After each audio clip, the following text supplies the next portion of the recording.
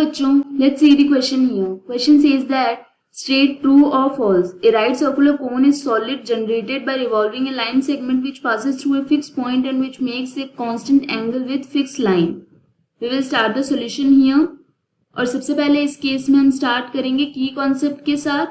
तो इस केस के लिए की कॉन्सेप्ट हो जाएगा स्ट्रक्चर ऑफ राइट सर्कुलर कोन. तो सबसे पहले हम यहाँ पे ड्रॉ करते हैं राइट सर्कुलर कोन का figure.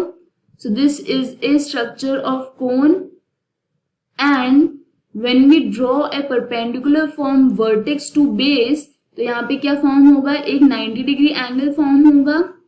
So this is A right circular cone and यहाँ पे हम इसको फॉर्म कर सकते हैं with the help of A fix point and axis of cone. So for this case यहाँ पे जो फिक्स पॉइंट है वो हो जाएगा vertex of the cone. So fix point here, this is vertex of cone, this is vertex of cone. And यहाँ पे जो की कॉन्सेप्ट में हमने स्ट्रक्चर ड्रॉ किया था उसमें हम डिनोट कर देते हैं.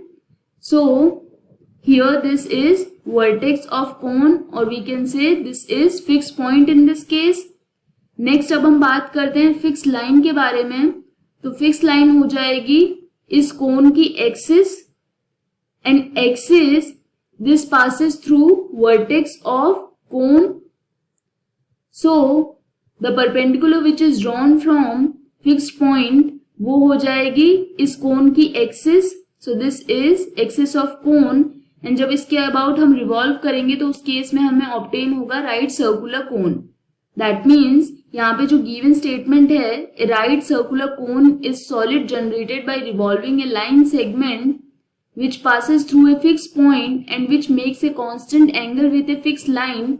ये ट्रू है बिकॉज फिक्स पॉइंट है वर्टेक्स and fixed line है axis. So this is a true statement. I hope you understood the explanation. All the best.